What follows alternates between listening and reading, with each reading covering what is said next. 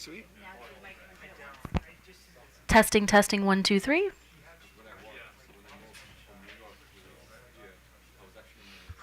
Testing, testing, 1, 2, 3. So we are not on Testing, 1, 2, 3. No.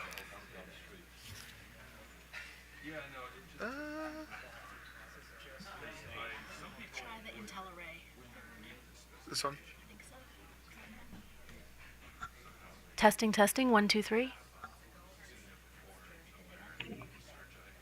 Testing, testing, 1, 2, 3. Okay. Sweet. You can turn us all off then.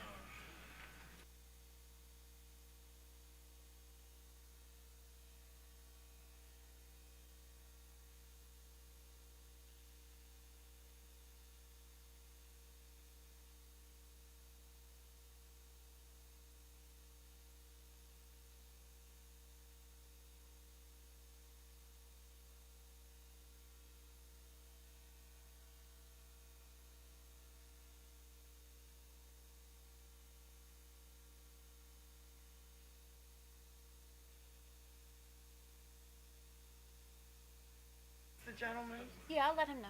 Okay, thank you. Good morning. I'm here to Okay. testify. Yep. She wants to testify on the BG&E rate case. I'll let Jason know. I don't mind waiting, but I'm going to sit up here. Commissioner O'Donnell, can you hear us? Good morning. Okay. All right. I can barely hear you. Can you hear me now? Barely. Barely. Okay. I don't know that we can turn the mics up in the room. Give me 1 second to do some changes. Click down. Go to system settings. Try system settings again. Audio settings. No, top one. Under microphone. Do system settings under microphone. Up. Microphone. Oh, There you use go, system top one. Try settings. that. Commissioner O'Donnell, is this better? I don't think that one works. Okay. Try The third one down, the or third one down. Commissioner O'Donnell, can you hear me? Is it still quiet? I can, but it's very, very low. I don't know how to turn up the mic sensitivity. Let me check my volume control. because we can hear him fine. Yeah, we can hear you fine, but I don't know how to turn up the sensitivity on this side. Okay, I Here. was at 50%. I can hear you now. Fine, I'm sorry. Okay, great. My Thank bad. you. We're all set then.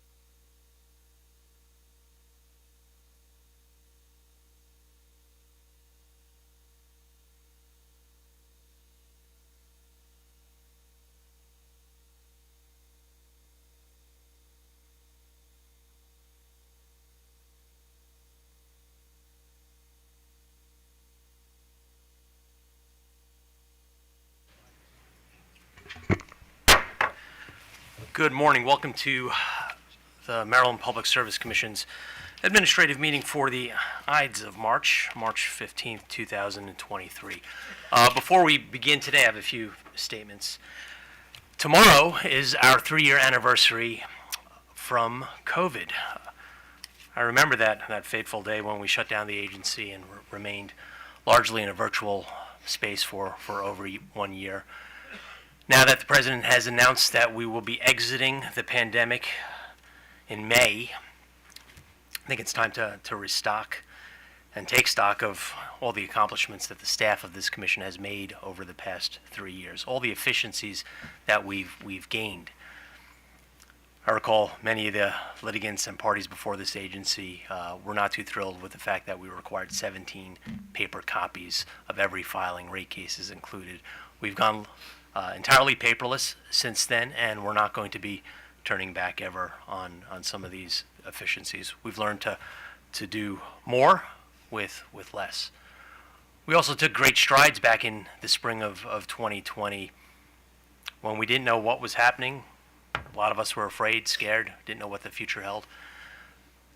But this commission, I was proud of the fact that we were back on the virtual bench 1 week later. We skipped one administrative meeting, but thanks to all of our folks, the advisors, the IT staff, the executive secretary's office, we were back online the Wednesday after next. That's a testament to the resilience of this agency. We then turned to helping consumers, ratepayers.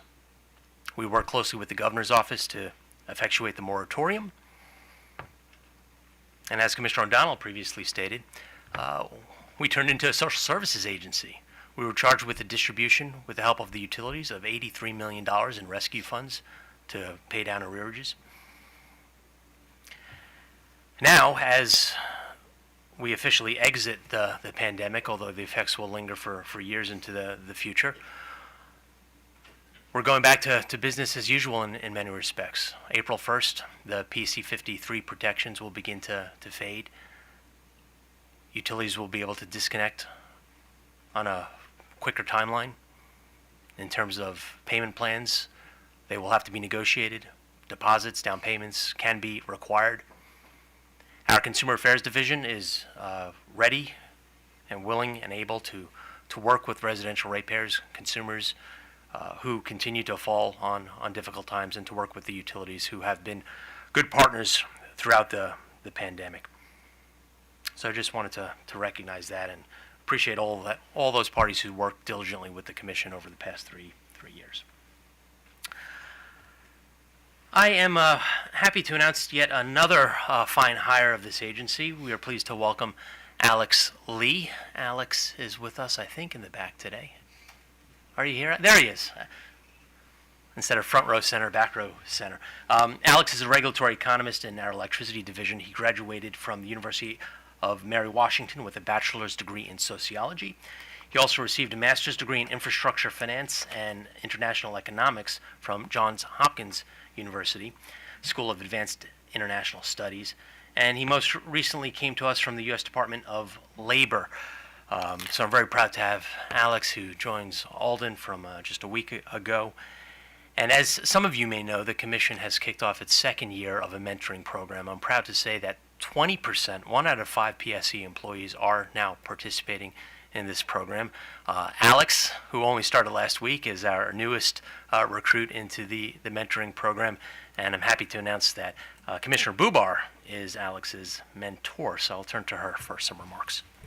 Thank you, and welcome, Alex. His name is Alessandro, but he said he goes by Alex. And as the chairman said, he's been here a week. I feel like I know him so well just after meeting with him twice. He is a vibrant personality, and he brings experience, as the chairman stated, from Department of Labor, where he was kind of in the regulatory arena, so he brings some experience in that area.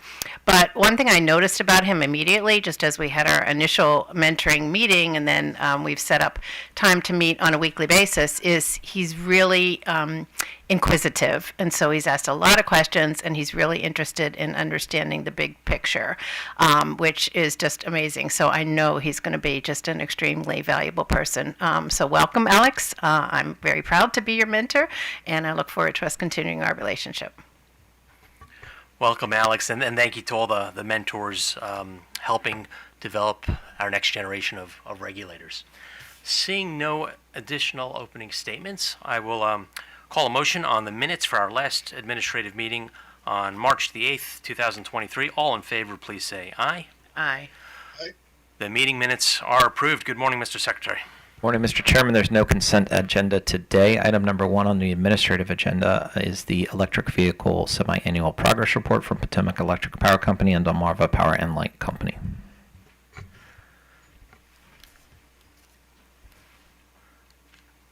Good morning, Mr. McAuliffe. Morning, Mr. Chairman and Commissioners. Drew McAuliffe on behalf of staff. Just one clarifying note, were we going to do all the reports at the same time? Mr. McAuliffe, how would we like to handle that today? How would you like to handle that today? I guess I don't have any strong preference. I know we typically would sit at the table there and have each utility cover their... We do have some occupied seats there. Mr. Sproul is taking up some real estate in the middle. To the extent we could probably accommodate 2 utilities and then bring the other 2 up. Mr. McAuliffe, did you have a description of all 4 at once that you wanted to provide? Not necessarily. I just kind of had a general overview. I think our comments for all the utilities were consistent. Okay. Well, why don't we have the PHI companies and Potomac Edison take seats at the table? We have 4 seats. I also understand that we have a few individuals as well as the Office of People's Counsel that would like to speak.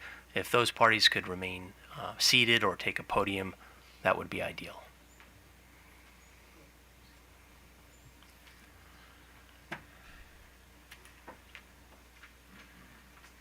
All right, so we'll have Pepco, Delmarva, and Potomac Edison at the table.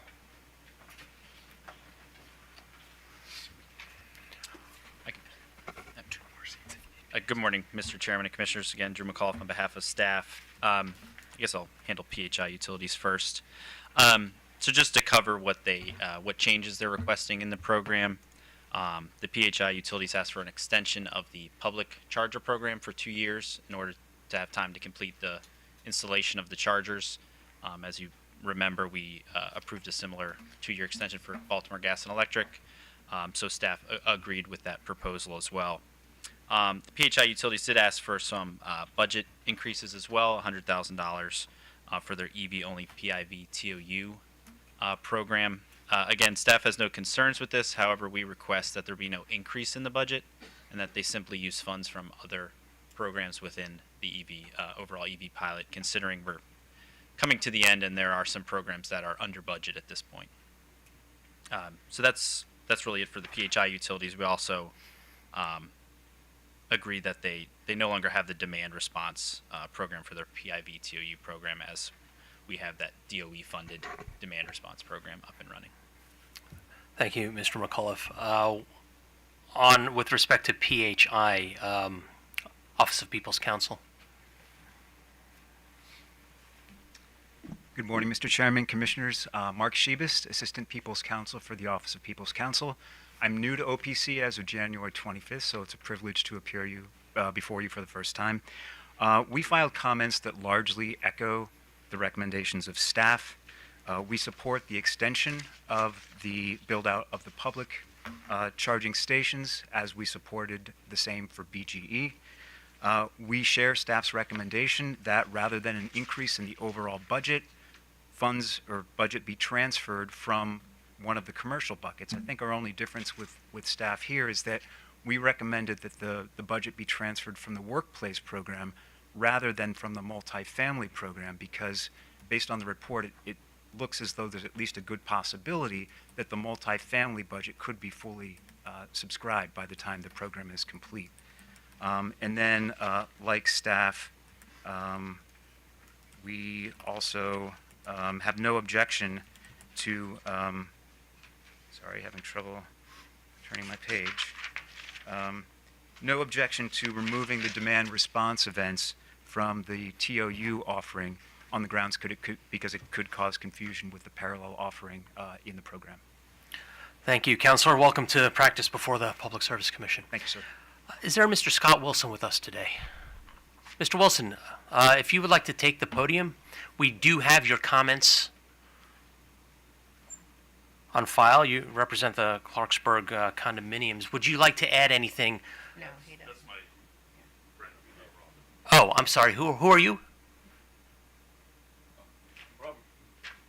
Good morning, Robert Borkowski, here from Clarksburg Condominium 2. Mr. Borkowski, I'm sorry. Mr. Wilson, did I have you signed up for something else? I was also had a statement. Oh, okay. All right. We'll start with Mr. Borkowski. Thank you. Good morning, thank you. Thank you for the opportunity. Yes, my name is Robert Borkowski. I'm here representing Clarksburg Condominium 2. We are in Montgomery County. I would like to talk to you about the equity problem for charging EV charging stations on the multi-unit dwelling units. And Mr. Borkowski, which utility are you speaking to? Potomac Edison. We're not there yet. We're not. That's the problem. I was calling Mr. Scott Wilson.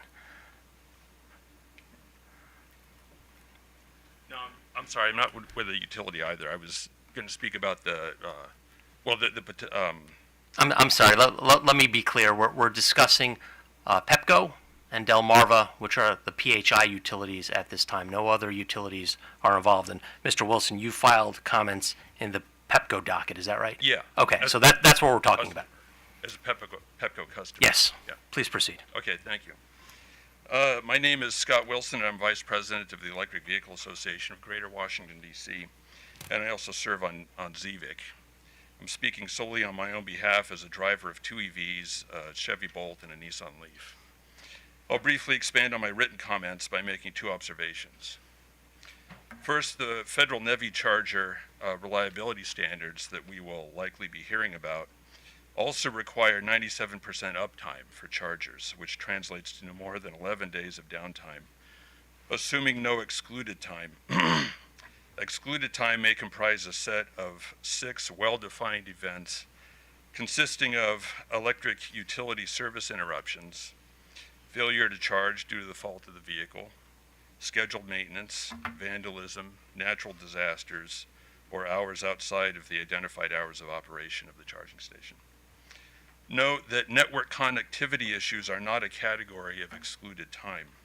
And indeed, the NEVI standards specifically require that chargers must remain functional if communication with the charging network is temporarily disrupted, such that they initiate and complete the charging sessions providing the minimum required power levels. In other words, under NEVI, if the network is down, the charger should still work. Presumably, if there are network connectivity issues, the charger would be activated with an RFID card or a contactless payment method. The second observation is that NEVI requires quarterly data reporting, which is more detailed than that required under the EV charging pilot. Under NEVI, recipients must include the charging session start time, end time, and any error codes for unsuccessful charging sessions. They must include the charging uptime, outage time, and excluded time used in the uptime equation for each port, meaning each charger, and the duration in minutes of each outage. In other words, anyone with a calculator should be able to use the reported outage time and excluded time to recreate the reported uptime. These time metrics will be available for NEVI-funded chargers and will be available capabilities of commercial charging network vendors. In conclusion, no one more than EV drivers want charging to be reliable, and after all, unreliable chargers affect them most. Only through accurate data reporting can problems be addressed and remedied. It is in everyone's interest, including the hundreds of thousands of future EV drivers in this state, to have the best possible understanding of, confidence in, and tools to address the state of chargers, no matter whom they are owned or operated by. Thank you. Thank you, Mr. Wilson. And thank you for your letter as well. I suspect you reviewed the 83-page report that PHI filed? Yeah. Okay. Did you have any concerns with the accuracy of the data that they filed?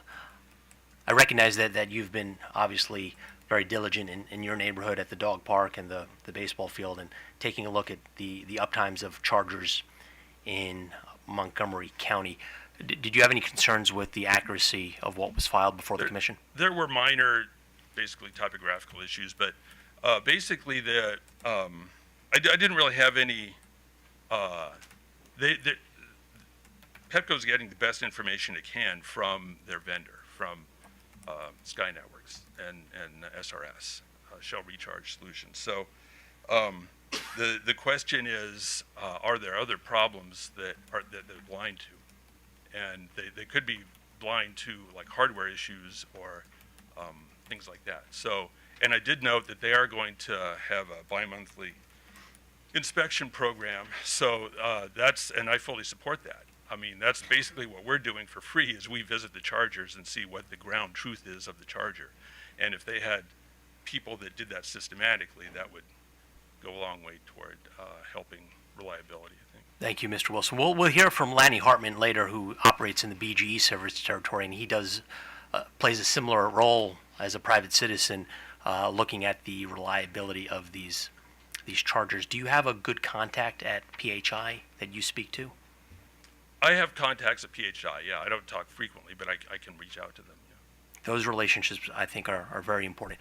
Mr. Wilson, if you stay close, other commissioners may have questions for you in a moment, but at this point, I'd like to turn to counsel for PHI. Ms. Beckham, good morning. Good morning, Chairman. Commissioners. Taylor Beck. Oh, sorry, Commissioner O'Donnell. Oh, Mr. Chairman, could I ask the speakers at the podium or the witness table or at the bench for that matter to speak as directly into the microphone as possible? We did test before the meeting started, but my audio is spotty when the voice direction is not directionally right into the microphone. Thank you, Commissioner O'Donnell. We'll make those efforts. Thank you, Ms. Beckham. good morning, Commissioners. Taylor Beckham here on behalf of the PHI companies. I do have with me today Dan O'Connor, our Manager of Project Execution. He'll be able to also answer any questions that you have. The PHI companies do accept staff's recommendations with the modifications, and we thank them for their time in reviewing our reports. I do want to have Dan come up and explain to the commissioners a quick point about the budget favorability aspect of things, but other than that, we're good with staff's recommendations.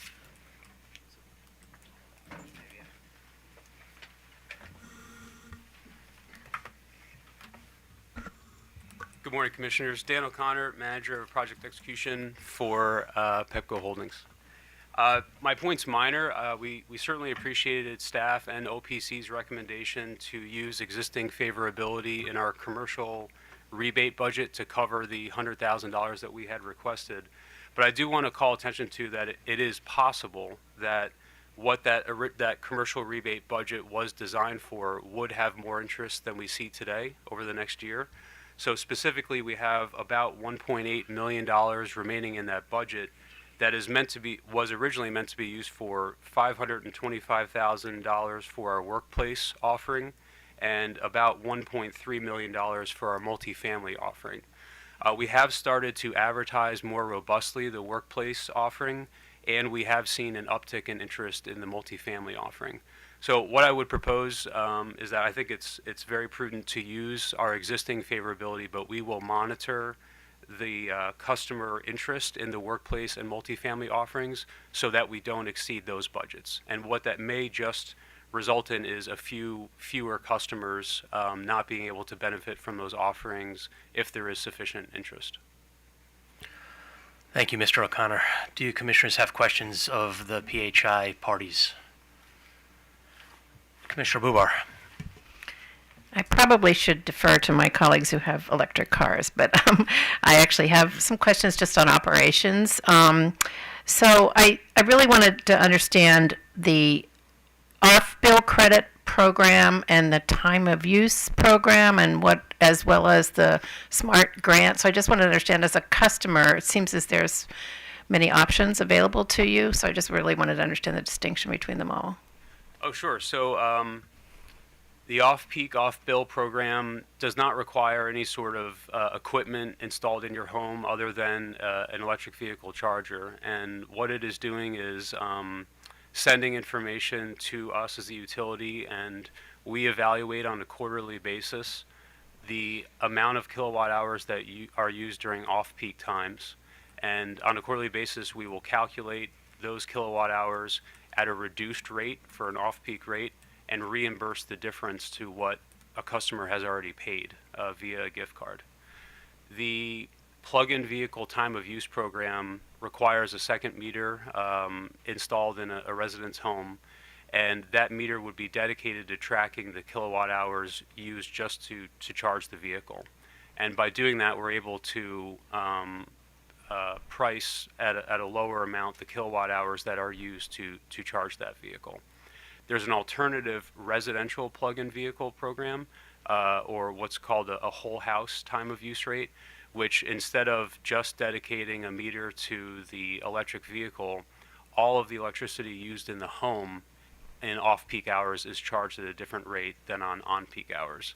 The upshot of that is that while the off-peak rate is lower than the normal rate, the on-peak rate is higher than the normal rate. So it's incentivizing a shift in load to off-peak times. And then you asked about the new Smart Charge Management DOE project. So this project is aiming to understand customer responses to demand charging events and the ability of utilities to control charging on vehicles in homes when they allow us to do so. And so it has a residential aspect, a commercial aspect, and will have a public aspect. The public aspect will be demand events that are declared by the utility for the chargers that we own and operate, where we would reduce by up to 50% the capacity of those chargers, and folks who are users would be notified of this event. On a residential level, we are able to control through our partners on the project the capacity of the chargers and to the extent to which they are charging the cars. And so by this way, if we say we are going to declare a demand event from 4 p.m. to 6 p.m. on a given day, that will incentivize folks, because it's a 50% reduction in capacity, not to be charging during that time. So it's yet another way to incentivize shift in load from areas of high demand to lower demand. Thank you. That's very helpful. As a customer, it seems like it could be overwhelming trying to figure out what's best. But I think in the report it noted that there still is room for improvement in terms of when people actually do their charging. So I was wondering if anybody could offer any perspective on what's the best way to help customers change that behavior. Yeah, as a pilot, we are learning as we go, and the data that we're collecting has been very helpful. We are testing time of use rates where the financial benefit is coming directly off of a customer's bill. We're also testing the rebate programs like off-peak, off-bill that reward after the fact. I guess I can't speak yet to the full efficacy of each of those approaches. I did want to make a comment, though, while I can, about the data that we reported for the usage time of day, which staff and OPC also commented on, because it appeared in the report that most of our users are starting to charge during on-peak hours still, 3 p.m., 4 p.m.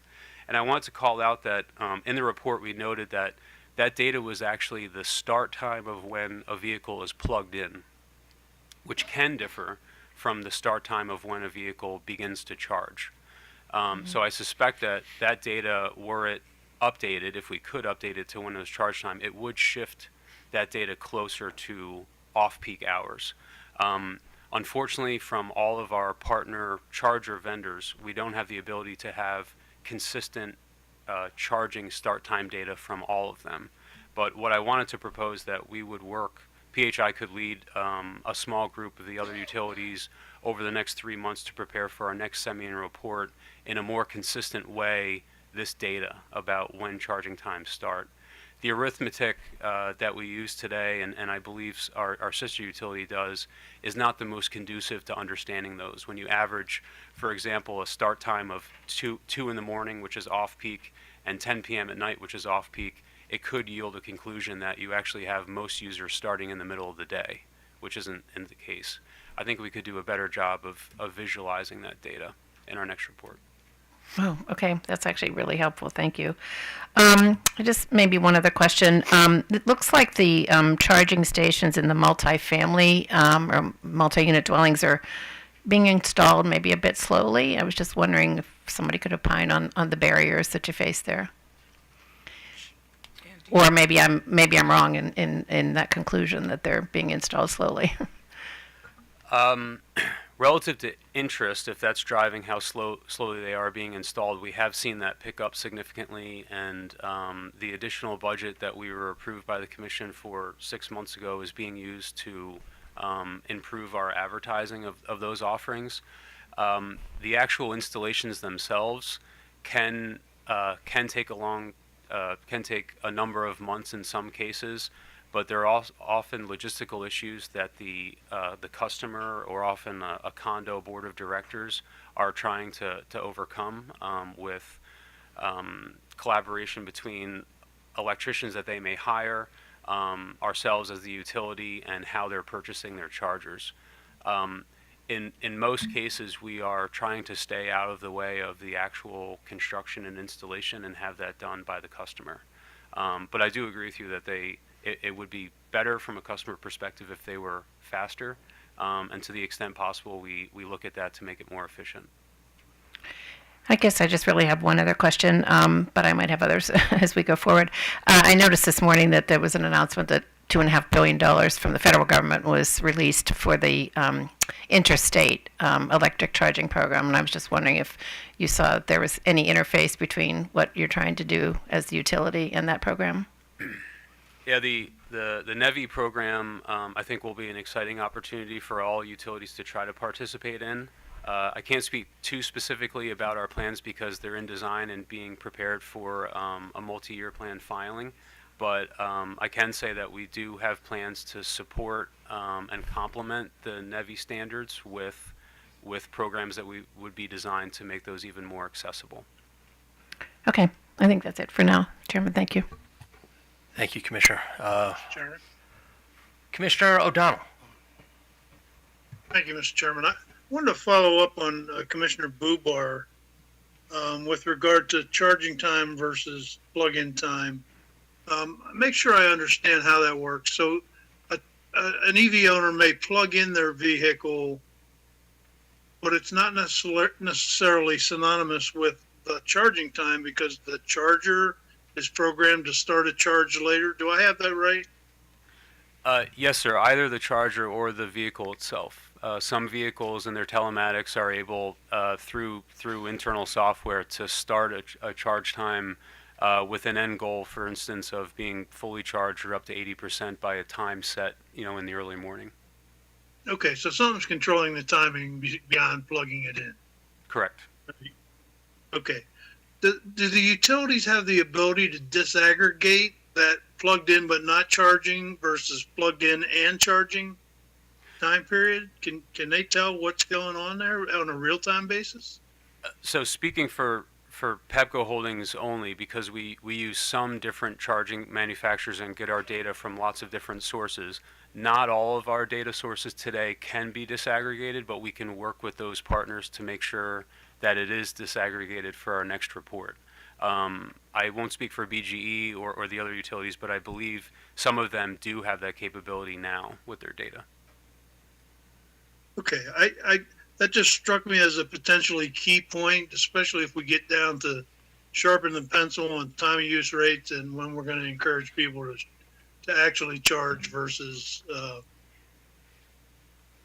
not charge, if you will, and having the insight into how those controls on charging times actually work and when they're operative. So I just say that to educate myself for my edification, but thank you, Mr. Chairman. I appreciate it. Thank you, Commissioner. I was telling Commissioner Bubar I just plug in at 5 o'clock when I get home because I haven't figured out how to set the vehicle. It's more difficult than setting the clock on a old-fashioned VCR. And my fear is, all right, I'll set it when I go to bed or plug it in. But then I'm afraid I'm going to forget to plug it in and wake up the next morning without a charge. Commissioner Richard, any comments? Oh, yeah, I was also just interested in this topic as well. Managed charging, of course, was a very important part of the whole reason for doing this pilot. And so I'm a little concerned that just now we're still trying to get this data. So I really do encourage PHI. I mean, when I read the staff and the OPC report, that it was not working at PHI Utilities, it being managed charging. That is a great concern to me. So, so just with my Mach-E, I do actually have it set so that I do plug it in, and it should start after 10 o'clock. But I would like to know.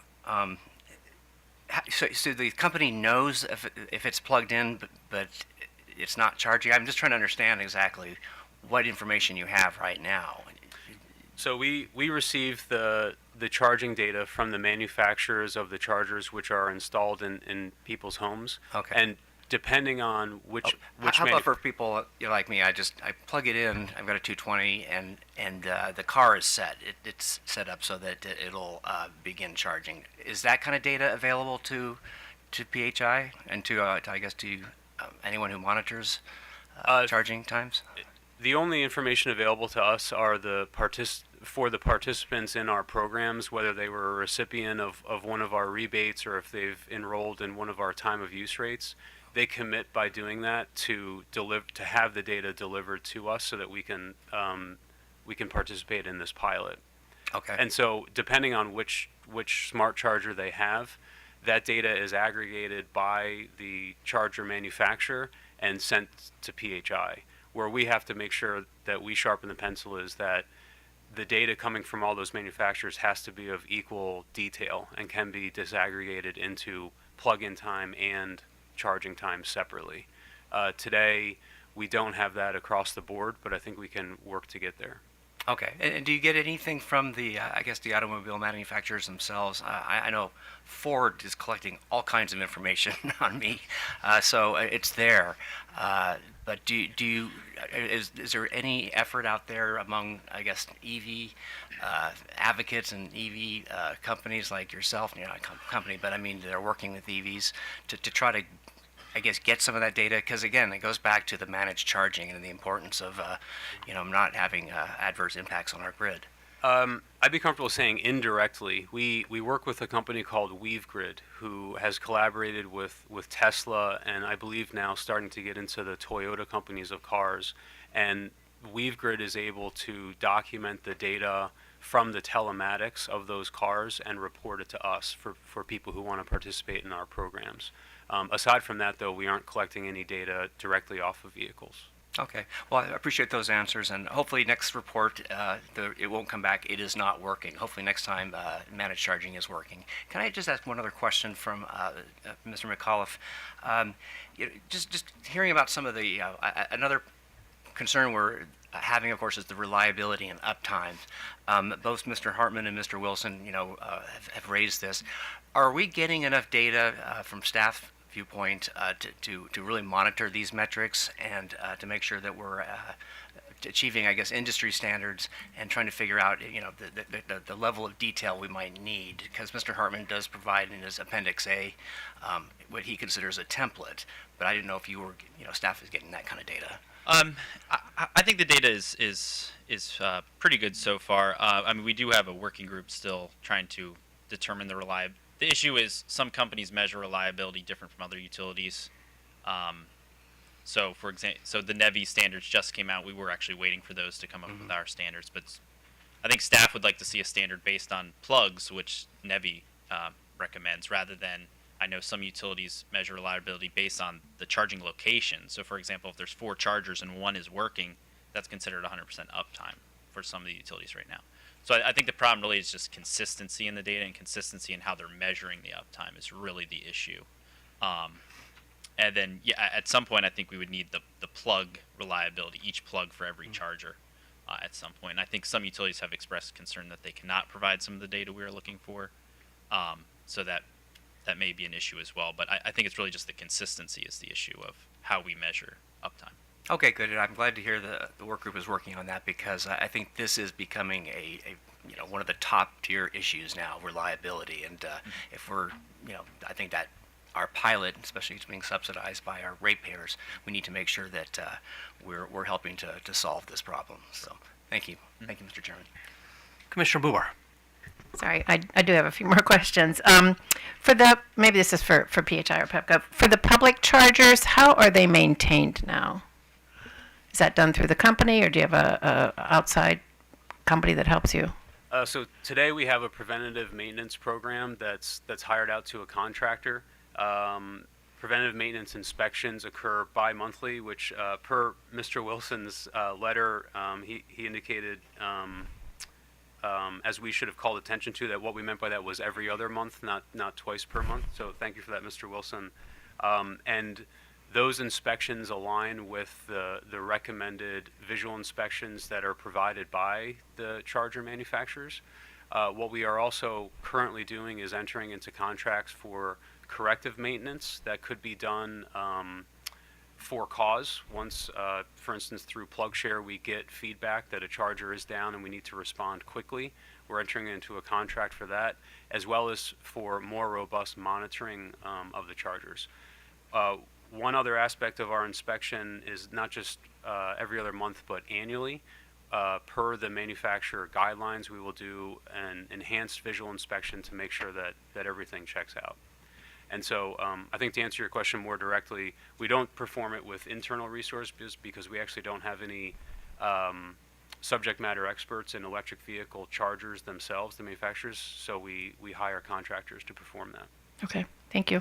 And I guess I have a question for Mr. Wilson. I actually think that we live not too far from each other. I live in Montgomery County, and I think based on your address, I think I don't live very far from you. Can you just opine or give a perspective on the reliability of the chargers that you have access to just in your general out and about time during every day? Well, I've more knowledge of the one at Olney Manor than any other. I mean, 90% of the time I charge at home. But okay. The other DC fast charge sites, there's one at Leisure World, which is an EVgo, and that tends to have good reliability. Usually the first thing you check is the PlugShare score. So if you look up a charger site on PlugShare and it has kind of a 10 or 7, or if it's, that icon is green, then you can pretty much know that it's going to work, whereas the ones that have like a 1 or a 2 and are grayed out, those have issues. And I don't, so the one at Olney Manor by the baseball field, it's new. It was put in beginning of the year, and I understand that it probably worked, when it was first brought up. Right now, it can't communicate on the network. So, and it's not just me reporting it. Somebody else on PlugShare reported it. So they tried to use it. And so the first thing you do is you try to pull it up on the app. Well, the icon's not on the app. So I guess Shell Recharge Solution is taking it off the app for whatever reason.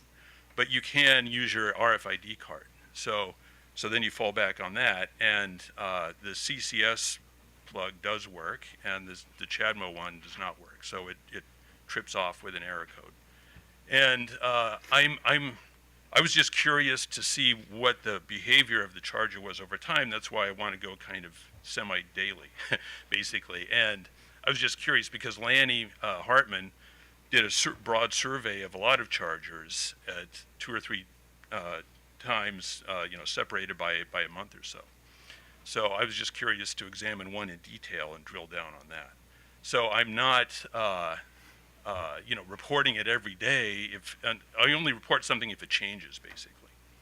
And so I'm just curious about that one. The level 2 ones, the level 2 chargers on Shell Recharge Solutions, those I have had no problems with. There's some over at Wheaton. There's a Wheaton Park on Randolph Road, and there's 2. These are public level 2 chargers right next to a nice townhome complex, so it would be nice for them. Those always work. You just wave your card, scan it with the phone. Those are nice. So. Well, thank you for your time and interest in gathering this information. It's really helpful. Thank you. Thank you, Mr. Wilson. As a fellow Leaf driver, I recognize some of the challenges. I was just sharing an image with Commissioner Richard. Currently, in the state of Delaware, there's only 3 DC fast chargers, 3 level 3 chargers available in the entire state at the moment. Obviously, Maryland, we have several hundred. But there are areas that lack DC fast charging. Eastern Shore only has about 8 operating today. Southern Maryland has 5. Panhandle has 5. Of course, the majority is in the Baltimore-Washington corridor. we're moving in the right direction. I saw the governor's announcement yesterday to go all electric vehicle sales by 2030, 2035. But we're going to need to build out the infrastructure, and I'm glad to see the utilities are beginning to install more fast chargers on the Eastern Shore, in the Panhandle. I do see, based on PHI's filing, we only have 3 chargers in the black. Is that right, Mr. O'Connor? In the black? Turning profit, Oh. as opposed to in the red. That's correct. That is correct per our filing. All right. Obviously, we want to make smart decisions in terms of siting and placement of these chargers. I think the utility, through this pilot, the utilities are gaining experience there. Plug share scores are important. I'm glad to hear that plug share notifies the utility if you see a charger that's consistently receiving a score less than 10. But we're moving right in the right direction, and advocates such as Mr. Wilson and Mr. Hartman and others, I think, provide an additional set of eyes and ears that the utility should pay attention to. With that, seeing no additional questions, I would move that with respect to item number 1, the PHI companies, including Pepco and Delmarva Power and Light, that we note the filing and accept the alterations proposed by the companies as modified by staff. The vote begins with Commissioner Bubar. Aye. Commissioner O'Donnell. Aye. Commissioner Richard. Aye. I vote aye. The motion is approved. We'll move to the Potomac Edison item number 2. Good morning again, Mr. Chairman and Commissioners. Drew McAuliffe on behalf of staff. Just 2 comments on PE's filing. First, I just wanted to note that they did file their time of use, EV-only time of use rate offering. Staff is currently reviewing that. That was noted in footnote 2 of the filing. I just wanted to clarify that. And again, PE is also requesting a small budget increase of about $20,000. So again, similar to PHI, staff would request that we simply use some budget favorability to cover those costs instead of increasing the budget. Thank you. Thank you, Mr. McAuliffe. We'll now turn to Mr. Borkowski.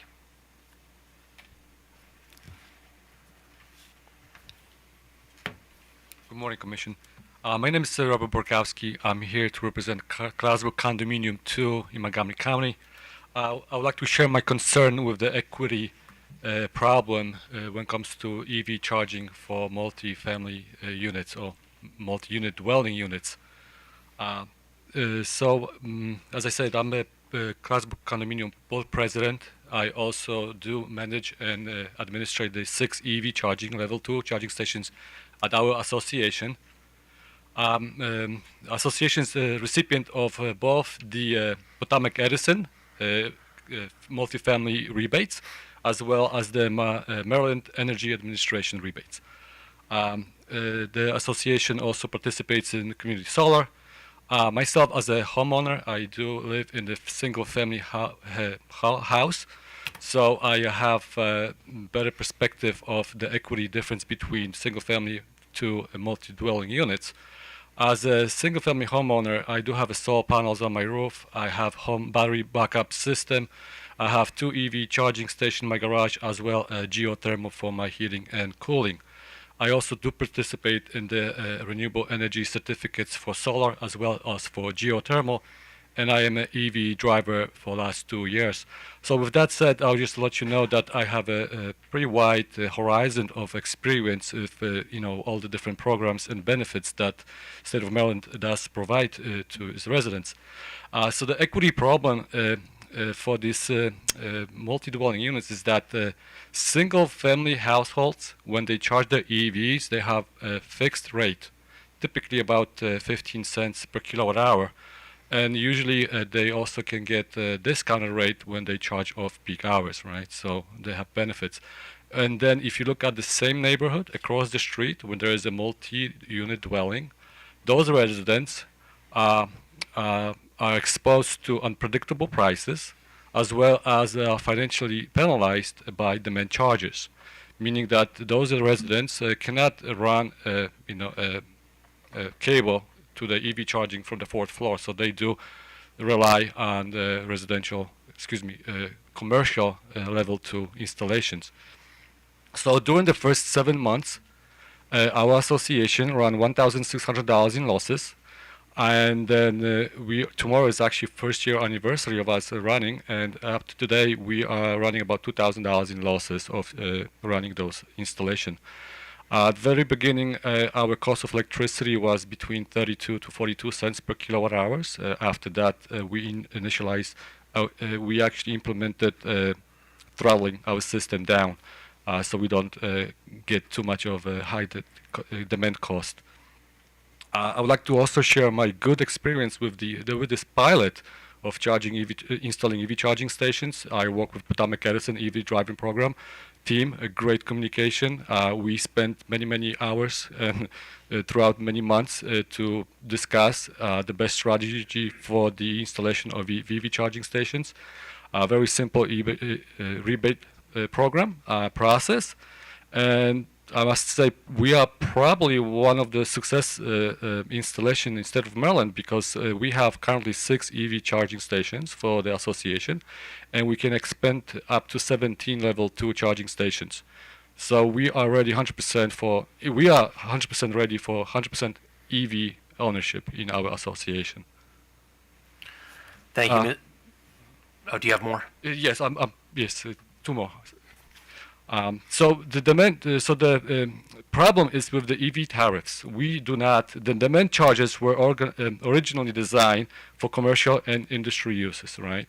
And unfortunately, EVSE, which is electrical vehicle charging stations, are neither, and require their own tariffs.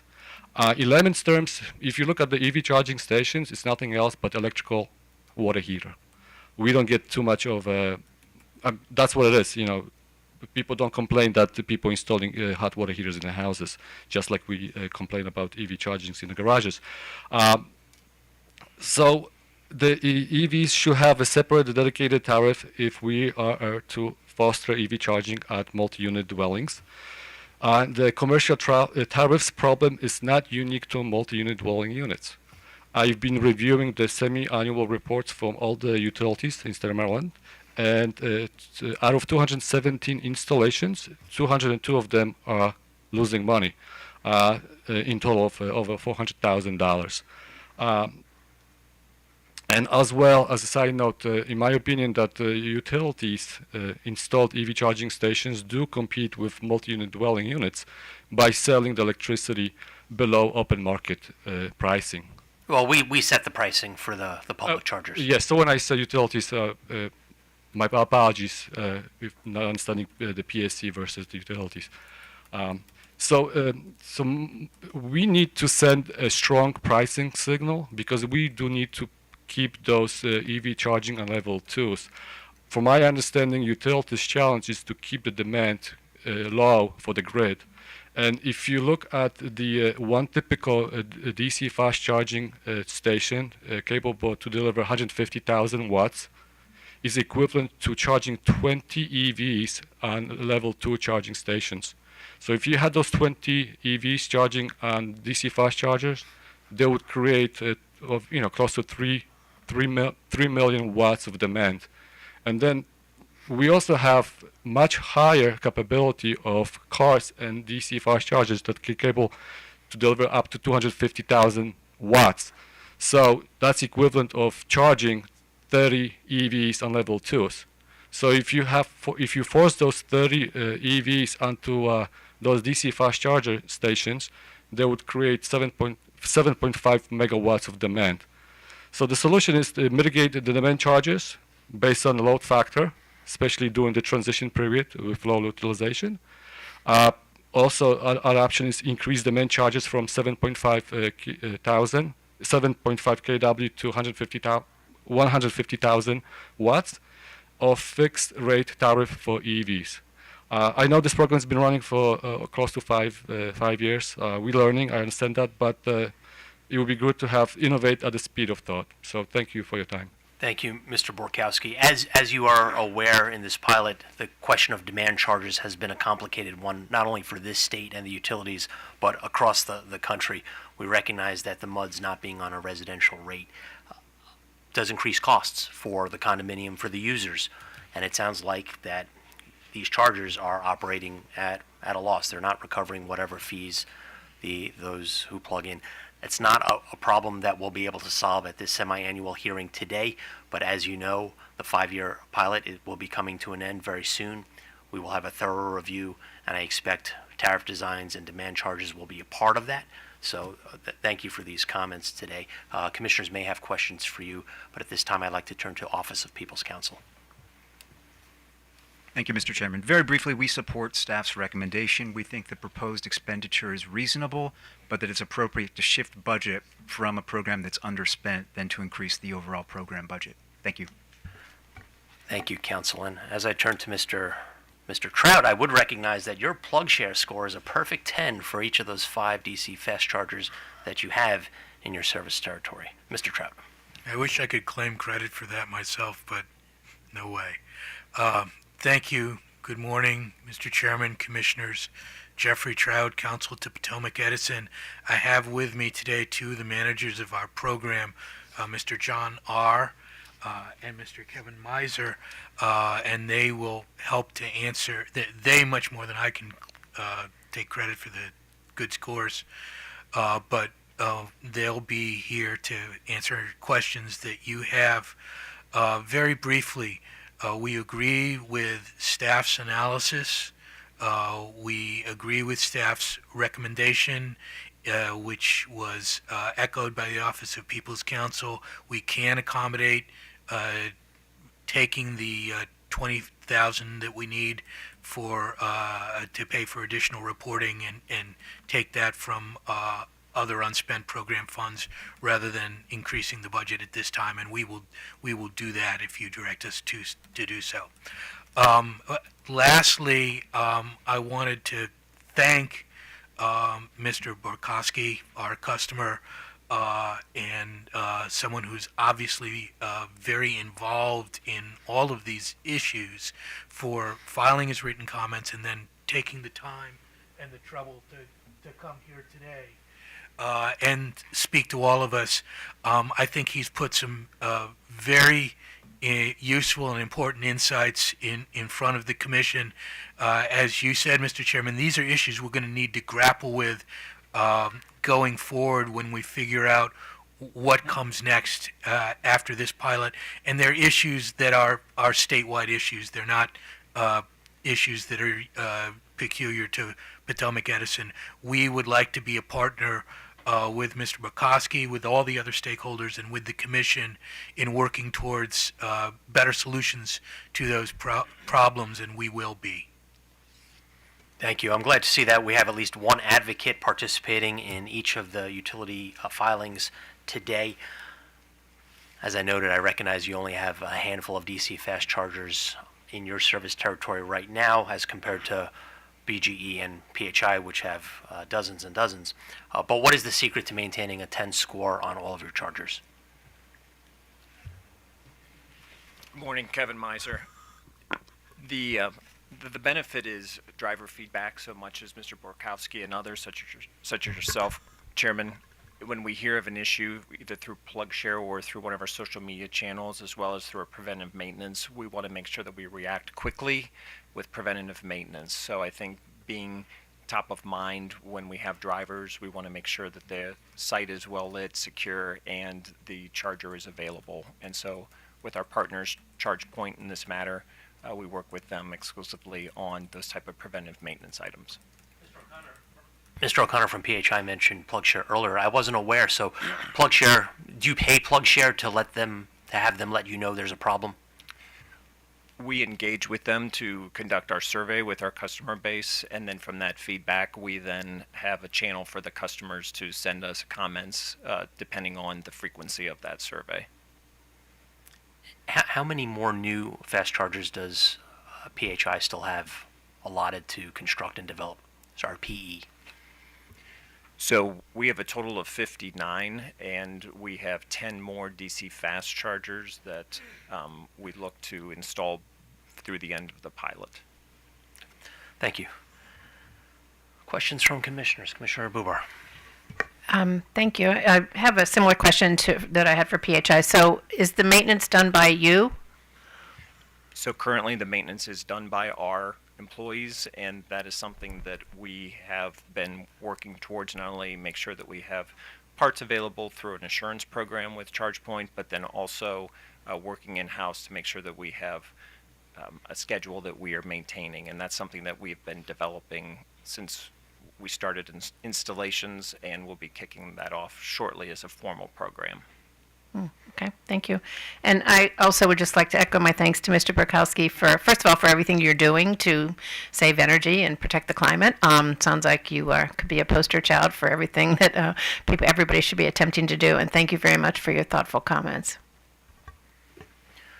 Seeing no additional questions, I would move that we note the filing and allow the company to use funds from other EV pilot program components to cover the increase in reporting requirement costs. The vote begins with Commissioner Bubar. Aye. Commissioner O'Donnell. Aye. And Commissioner Richard. Aye. I vote aye. The motion is approved. Thank you. Mr. Chairman, item number 3 is the electric vehicle semi-annual progress report from Southern Maryland Electric Cooperative, Inc. And at this time, if I could call the parties for the SMECO item and the BGE item to the table. 2 seats for each of the utilities.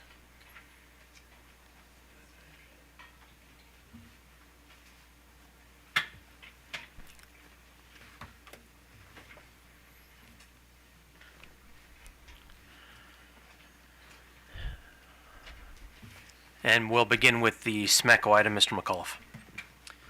Good morning again, Mr. Chairman and Commissioners. Drew McAuliffe on behalf of staff. Just 2 comments on SMECO's filing.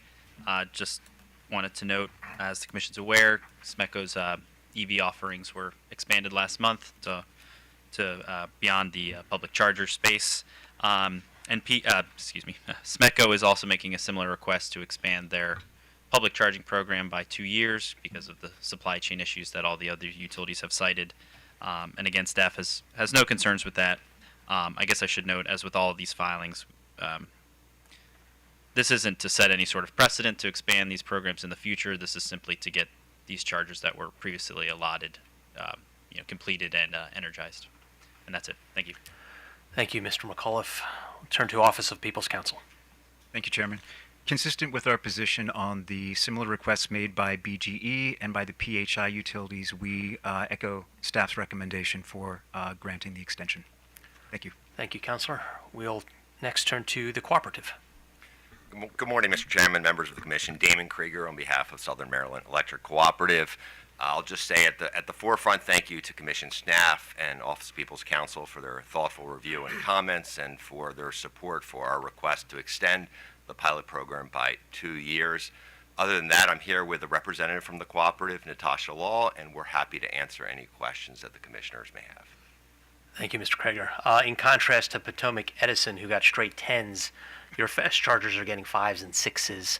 I recognize that the usage rate might not be enough to increase the scores in your service territories, but can you explain why your scores are considerably lower?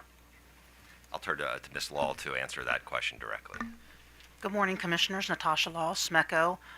One of the DC fast chargers that we had in the Charlotte Hall region was broken for more than a few months, and it took supply chain issues. It took quite a bit of time to get it fixed. The other 2, the usage is much higher. There have been a couple of issues with connectivity where you can charge, but they're not always up. The uptime is good, but there are issues. What does that mean?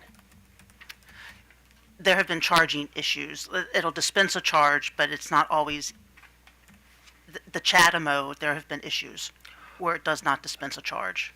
What model do you use? The BTC 50 kW. Taking a look at the Charlotte Hall charger now, 5.6. Have we had problems with the BTC charger like FSEC? No, we have not. You don't use any FSEC models, do you? We only use BTC. You noted the supply chain issues as a reason for time in restoring the charger to useful status. Potomac Edison mentioned that they have a stock of supplies on hand. Does the cooperative have materials on hand to fix on the spot? We do now. We did not realize that there was going to be such a supply chain issue when the handle broke on the Charlotte Hall BTC. So now we have 3 chargers on hand to use. I see a lot. Lesson learned. Broken handles, I see that complaint a lot. Is that due to vandalism?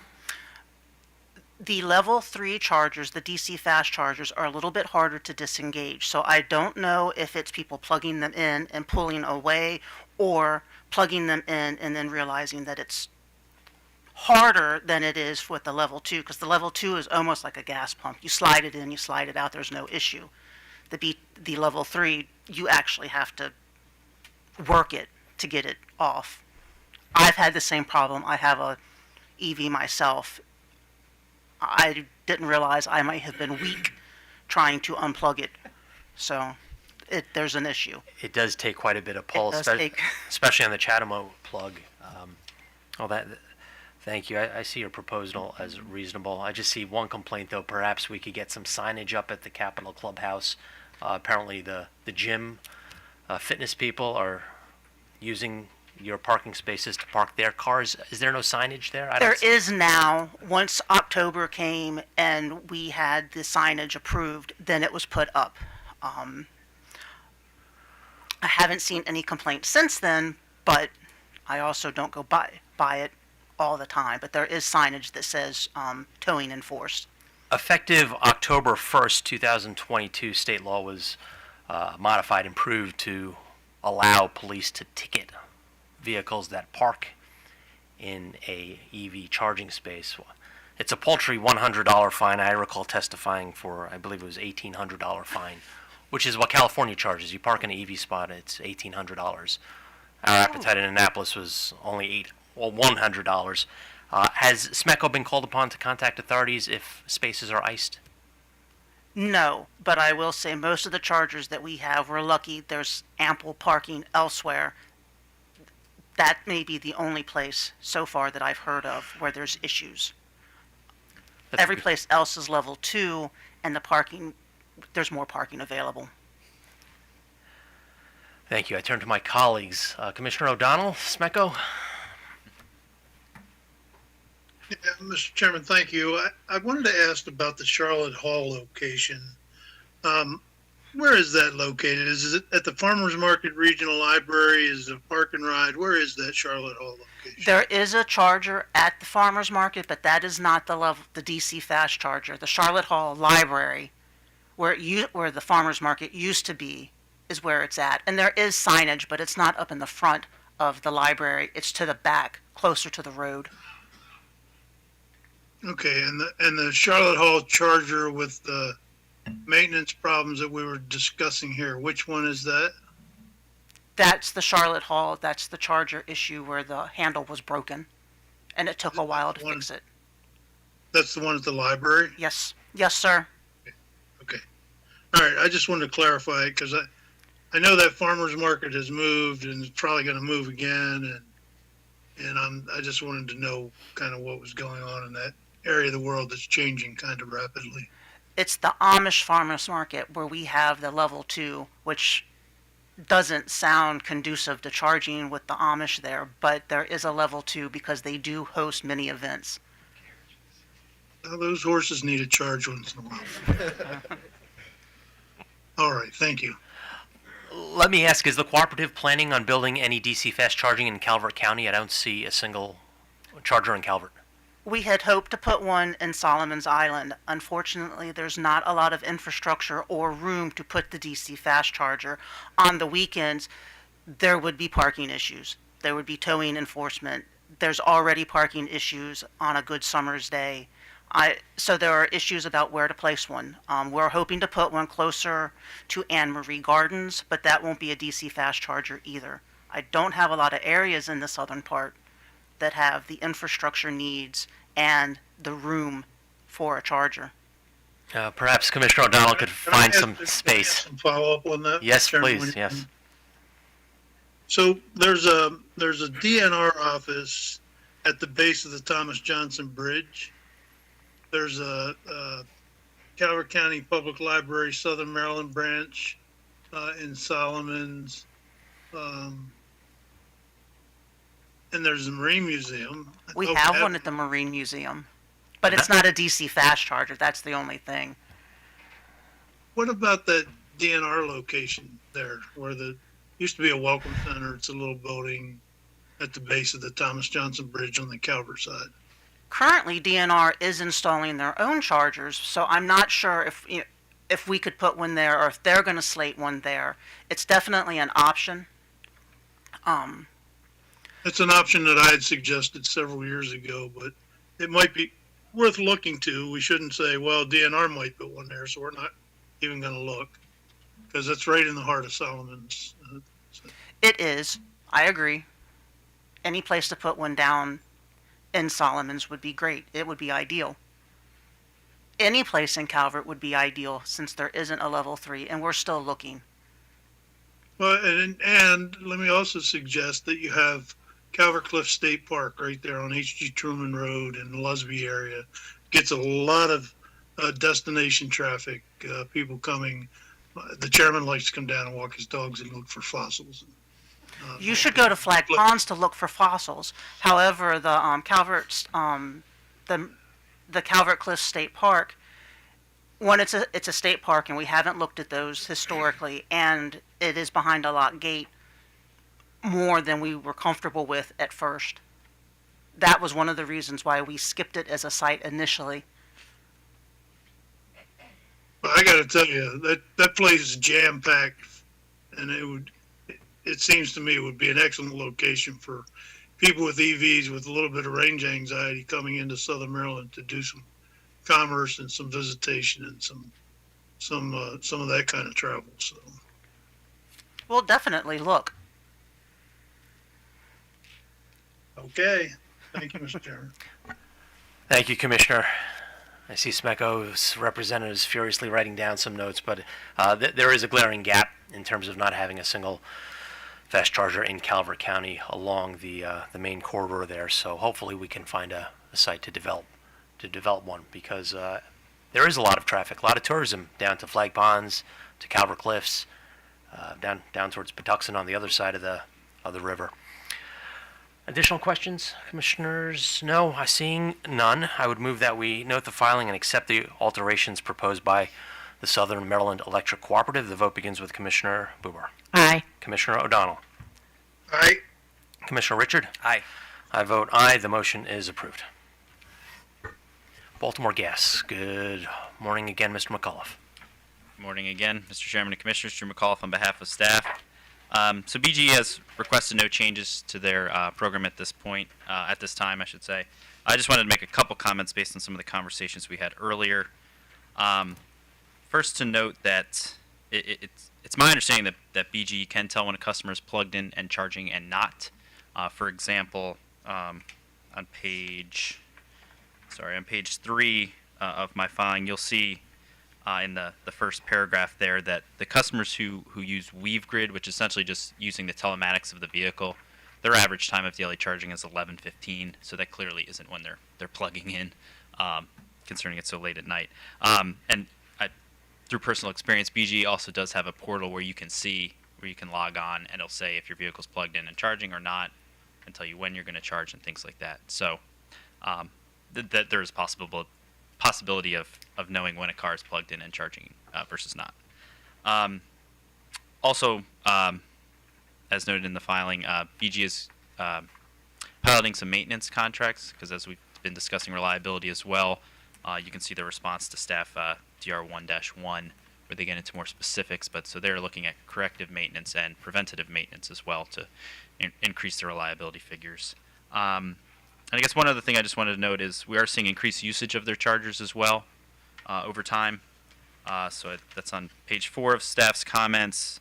For example, their level 2 chargers per day. So this is the aggregate of all their chargers. The L2 charges per day have increased from 0.17 to 0.22 to 0.26, and DC fast stations have had a similar increase from 0.17 charges per day to 0.27 to 0.38 in this reporting period. So we are seeing increased usage of their charges as well, which is an encouraging sign. Thanks. Thank you. We'll turn to Mr. Paul Verchinsky. We have comments from Mr. Verchinsky. They're noted for the record. Mr. Lanny Hartman, are you with us? Mr. Hartman is not with us. Last time he was waiting all day to speak in a parking lot at Baltimore County Community College. He's not with us today. Council OPC did not file anything in this matter, did they? Mr. Chairman, we did not. Unlike the other utilities, BGE did not request any changes to its program. I will say that we appreciated Mr. Hartman's comments and his work, just as we appreciate the work and comments of Mr. Burkowski and Mr. Wilson. And the response by BGE to the staff DRs, I think, highlights the different approaches that the companies are taking to maintenance. And I think that will make some interesting discussion in the work group on these reliability issues, and we look forward to participating in those discussions. Thank you. So I've been looking at all the plug share scores. The BG scores are acceptable. Not straight 10s, but they're satisfactory. Mr. Herson and Ms. Gronke, good morning. Good morning, Mr. Chairman, Commissioners, and Commissioner O'Donnell. Remotely, Dan Herson for BGE. I'm joined by Christy Fleischman Gronke, our Senior Manager of Strategic Planning. And Mr. Herson, can you pull that just a little closer? Thank you. Sorry, want me to start over? Daniel Herson for Baltimore Gas and Electric. I'm joined by Christy Fleischman Gronke, our Senior Manager of Strategic Planning, and Joseph Piccarelli, Principal Business Analyst in BG's Strategy Group. We do not have a formal presentation. I do want to thank staff for their buck sheet and their analysis. I also want to thank Mr. Verchinsky and Mr. Hartman for their comments and their thoughts. Like I said, we don't have a formal presentation, but I think based on what staff's analyzed, based on what's in our filing, I hope that the commission sees that our program is moving in the right direction. We're seeing more chargers installed. We're seeing more participants in the EV time of use rate. We're seeing more participants shifting their charging to off-peak hours. Lots of interest in our multi-unit development program, the utility-owned chargers. Some work to do in the other MUD components, but in general, I think the trend is positive. Is there work to do? Yes, I think there's work to do. To address Mr. Hartman's comments briefly, I appreciate what he's doing. He's out there checking our network to see what's working and what isn't working. I think his comments had in the attachment about 27 different instances where he noted an issue. Would we like to see that number go down? Absolutely. But I would remind the commission that that's out of 276 locations that we have installed. So, roughly 10% where there was an experienced problem. Just as an aside, to gain some credibility in this space leading up to this hearing, I'm not an EV driver, but I asked Ms.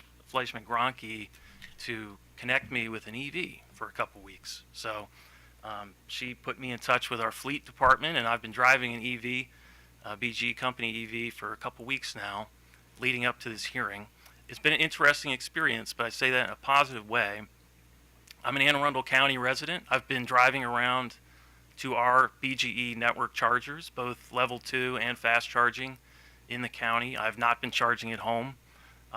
For the most part, the chargers have been working very well, especially the BTC fast chargers. They're the 50 models. I wish maybe they were the 150 because I do have to sit a little while to charge it up. But I've been paying very close attention to that network, and I feel like it's working very well. There have been a couple issues, but I have reported them immediately. But overall, it's been a very positive experience. And, Mr. Hartman cited words that I stated to this commission 5 years ago, and he's quoted those several times. And you know what? I think that's appropriate, because when you sit here and you make a statement, you got to live by the statement you make. And 5 years ago, I sat here and I was advocating for the commission to accept the working group's recommendation to allow the utilities to enter this space. And I think I said something to the effect of, we believe we can match or exceed the reliability of whatever's out there in the market at the time. And I stand by those words today. We have areas that we can improve in. This pilot has been very informative. We've learned about machinery and parts that work. We've learned about the ones that don't. We've learned about relationships with vendors, which ones we like, which ones need improvement. But that's what a pilot's for, to learn how to improve and to enhance. And I believe we're doing that. And I feel very good about where the company's moving in this space. I've said it 3 times today. I'll say it more. Yes, we can improve. But I do not want the commission or anybody out there to be left with the impression that we're running an unreliable network, because I just don't think that's the case. We're growing the network. We have some growing pains, but I think we're going in the right direction. And we like the feedback. We want to hear from people if something's not working so we can address it. But we're very positive and bullish in this, and we want to move forward in a positive way. I'll turn it over to Ms. Fleischman-Gronk if she has anything to add, and then we'll be happy to take any questions. Good morning. I can just add that Mr. Hartman did send us his report in November when he did that site, and we responded to him on the status of all those locations and the resolution plan. So we have been in communication with Mr. Hartman since the last hearing, and he proactively lets us know when he's flagged tickets on our system. Thank you, Ms. Fleischman-Gronke. Questions for Baltimore Gas? Commissioner Bubar. I like that idea, so I'm going to be asking the chairman, can I borrow an electric car for a couple of weeks? I promise I won't take care of it. So thank you. I agree. I think Baltimore Gas and Electric is definitely moving in a good direction. That's very positive. Ms. Cronky, is this your full only responsibility, the EV, or are you in charge of other programs? It is the majority of my responsibility. I also manage our Connected Communities pilots, but electrification or transportation electrification is my main area of focus. Mm-hmm. I think it makes a difference to have you focusing like that. And I did have a question on what your perspective was on Mr. Hartman, so thank you for answering that question. And then I just have a question on the Mr. McAuliffe talked about the those that are on the telematics, that their behavior has changed. Why isn't everybody on the telematics? You know, I just don't really understand enough about what that is. And Sure. So we started off with just having chargers in our program when this the order first came out, talking about smart chargers. We have ChargePoint and JuiceBox chargers, which are the most popular level 2 chargers on the market. We can tell when customers plug in versus when they start to charge on both of those units. And then we added telematics because there's such a large population of Tesla drivers in our service territory, and most Tesla drivers are purchasing the Tesla wall connector because you order the car and the charger sort of as a together order. So we added WeaveGrid to be able to include Tesla drivers. WeaveGrid has since expanded to Toyota, Lexus, Hyundai, and Kia, and looking to add additional OEMs. So for those OEMs, we connect directly to the vehicle. If you don't have one of those vehicles, you can still connect through the ChargePoint and JuiceBox chargers. With the telematics, we also can see amount of time parked. For our smart charge management pilot, for our February statistics, we can see that drivers were parked on average 15 hours a day. They were plugged in for almost 13 hours a day. They were only charging for a little over 2 hours of those 13 hours. Most drivers plugged in about 3.5 times a week, which results in 82% of their charging occurring at home. For February, we've seen a total of almost 300 megawatts off-peak and 8 megawatt hours on-peak. So very high majority of the charging occurring off-peak. that's great. Okay, thank you. I don't have any other questions. Thank you. Seeing no additional questions, I would move that we note the filing. The vote begins with Commissioner Bubar. Aye. Commissioner O'Donnell. Aye. And Commissioner Richard. Aye. I vote aye. The motion is approved. At this time, all the EV parties are free to depart the hearing room. We'll just take a 30-second recess, and then we'll bring up item number 5. BG could sit at the table if you'd like to remain.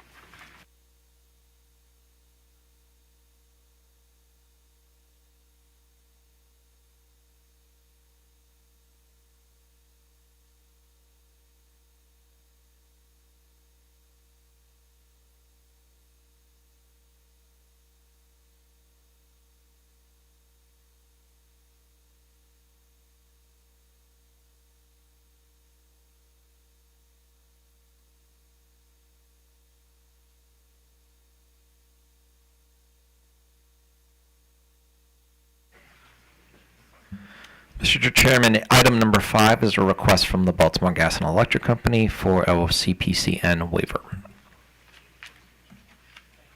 Thank you. Good morning, Mr. Austin. Good morning, Mr. Chairman and Commissioners. Roger Austin on behalf of staff. On February 8th, 2023, Baltimore Gas and Electric Company, BGE, filed a written request to the Commission for a mandatory waiver of the requirements to obtain a Certificate of Public Convenience and Necessity, CPCN, as set forth in Section 7-207B 4 Romanet 1 of the Public Utilities article of the Annotated Code of Maryland in connection with work to be performed on a portion of an existing 115 kilovolt overhead electric transmission line located in Baltimore County. The main reason given for needing to complete this work is to reduce the induced voltage from a nearby 500 kilovolt overhead line while the 115 kilovolt line is de-energized.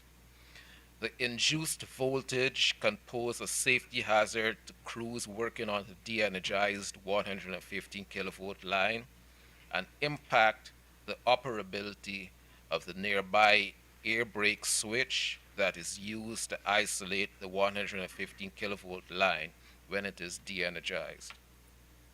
To reduce the induced voltage from the nearby 500 kilovolt overhead line, BGE will replace the suspension insulators on two of the 115 kilovolt transmission towers closest to the 500 kilovolt line with floating dead-end insulators.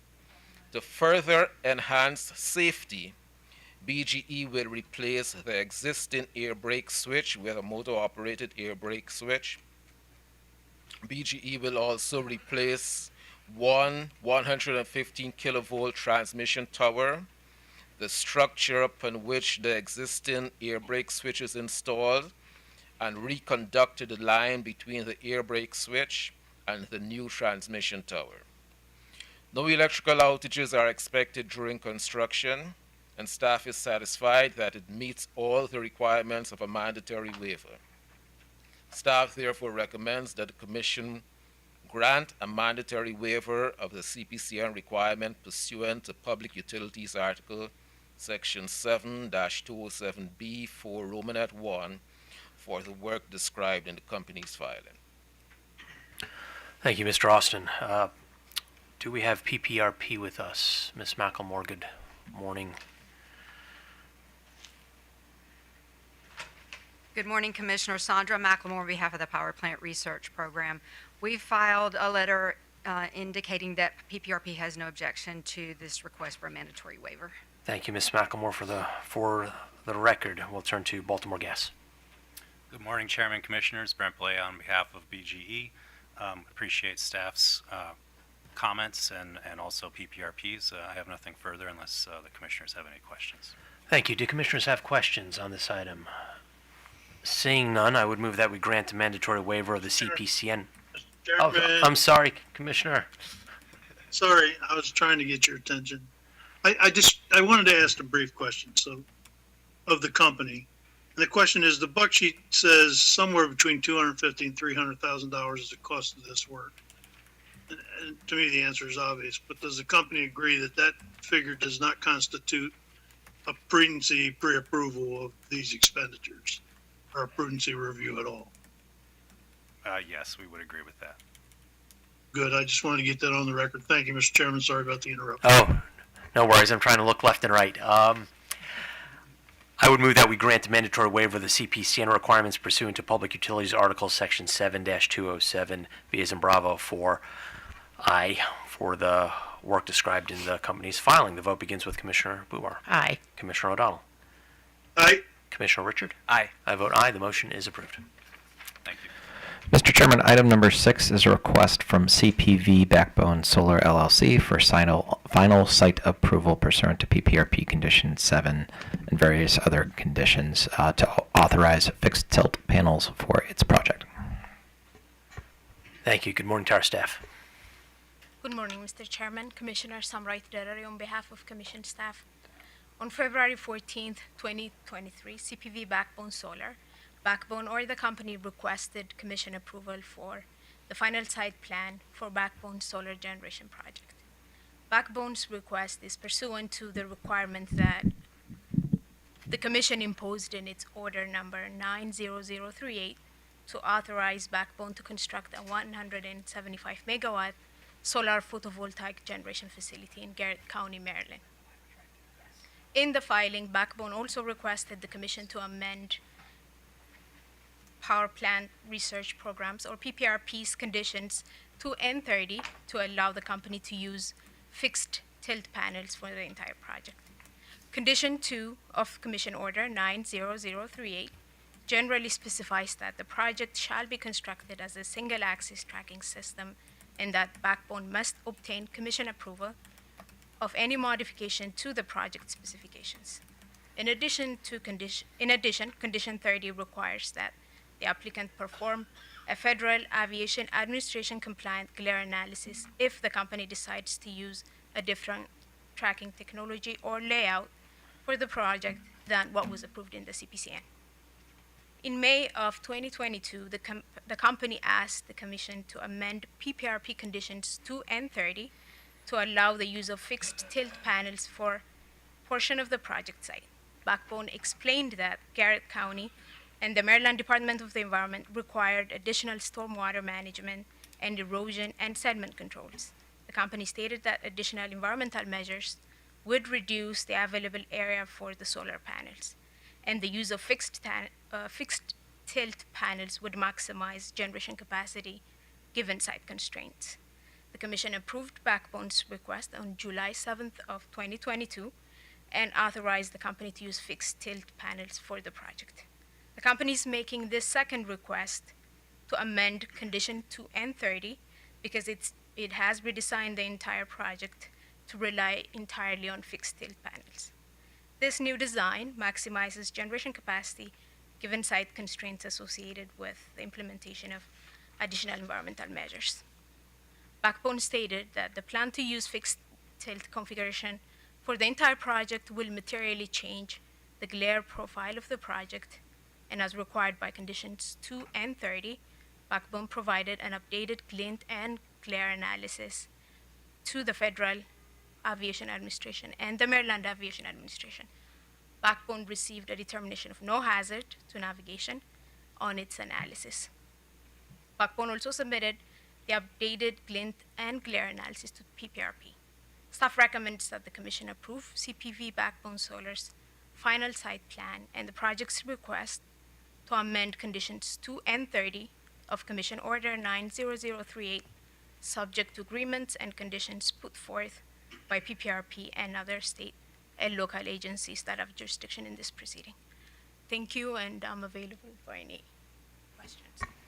Thank you for your analysis on the buck sheet. We'll turn to Attorney General's Office, Department of Natural Resources, Ms. McLemore. Commissioner Sandra McLemore on behalf of the Power Plant Research Program. Today, I have with me Robert Sadisky, Director at PPRP. And on March 8th, PPRP filed comments in support of Backbone Solar's request for approval. And we have no additional comments at this time, but we are available for any questions the Commission may have. Thank you, Ms. McLemore. We'll turn to counsel for CPV Backbone Solar LLC. Thank you, Mr. Chairman, Commissioners. David Bugelmans on behalf of CPV Backbone Solar LLC. I have nothing to add to staff or PPRP's presentation, but I'm here to answer any questions about the project or filing. Thank you. Thank you, Mr. Bugelmans. You know more about EV charging than you probably care to know. I'm a big EV nerd, honestly, so always interesting to hear. Do you drive one? I do. What do you drive? An old Tesla. So.